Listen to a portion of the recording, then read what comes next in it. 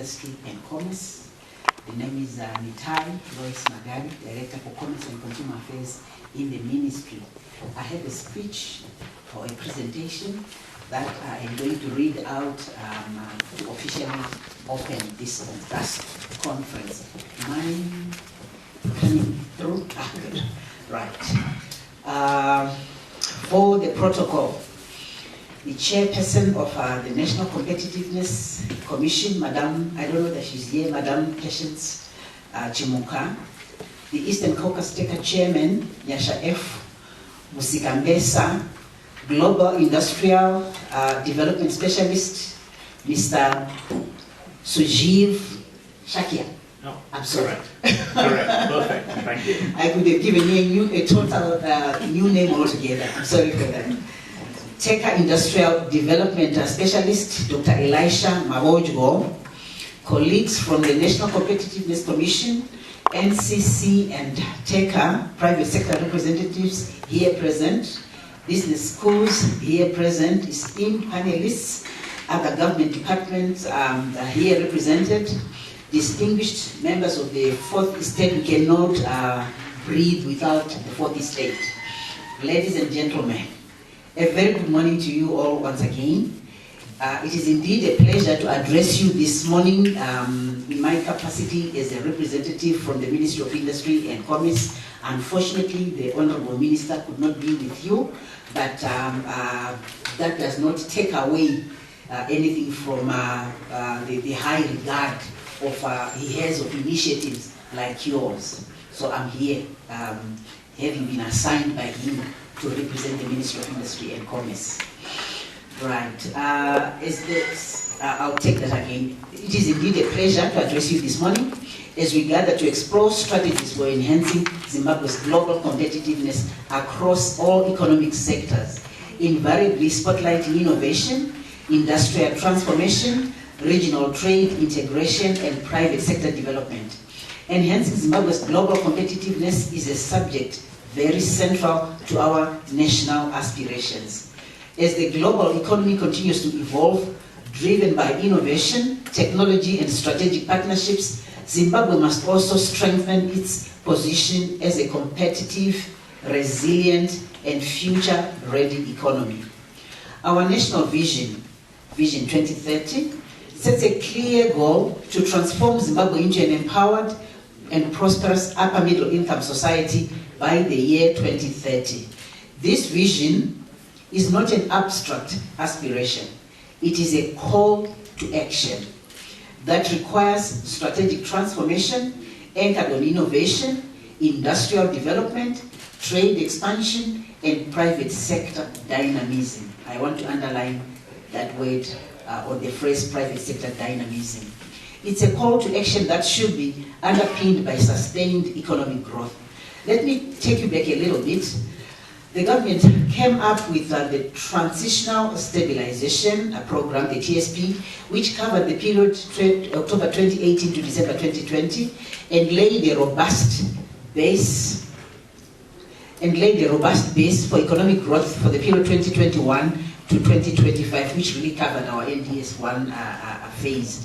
Then the Ministry of Industry and Commerce came up with the Zimbabwe Industrial Reconstruction and Growth Plan, the famous ZIRGIB, aimed at revitalizing the country's industrial and commercial sectors. This was the Ministry of Industry and Commerce's response to the challenges that had plagued the economy, therein negatively impacting on production and productivity, as well as competitiveness. Designed to lay the foundation for subsequent medium and longer-term development policies, namely the Zimbabwe National Industrial Development Policy 2, which covers the period 2026 to 2030, and NDS2 covering the same period. ZIRGIB came at a time when Zimbabwe was seeking to reposition itself as a competitive player in the regional and global markets. In this regard, ZIRGIB is an encapsulation of strategies for modernizing industrial operations through the adoption of new technologies and improving human capital development in order to meet the demands of a rapidly evolving global economy where laggards pay a huge price of low competitiveness and outright market rejection. These two short-term policies have served to create fertile ground for the National Development Strategy 1, which covered 2021 to 2025, whose focus has been economic stabilization and restoration of growth, both being major tenets of competitiveness. As we ascend to NDS 2, 2026 to 2030, the emphasis will shift to accelerated deepening of industrialization, strengthened innovation, and creation of decent value-added jobs and enhanced value-added exports. It is therefore pleasing to note, ladies and gentlemen, the ongoing streamlining of the country's regulatory framework. Regulatory licenses, taxes, and fees had indeed become an albatross around the necks of businesses. The government has therefore taken a firm decision to put an end to the mayhem and ensure that the regulatory framework indeed serves its rightful role of protecting and facilitating businesses, as opposed to choking and suffocating business, as was the case hitherto. Ladies and gentlemen, Zimbabwe's competitiveness cannot thrive in isolation. Our future lies in integration, first within the region, then the African continent, and globally. The African Continental Free Trade Area, the AfCFTA, offers Zimbabwe an unprecedented opportunity to access a market of over 1.3 billion people. It is therefore in order that NBS 1 recognized the need to strengthen trade facilitation as we transit to NDS 2, this will be accelerated. Key priorities will include streamlining customs procedures and providing border efficiency.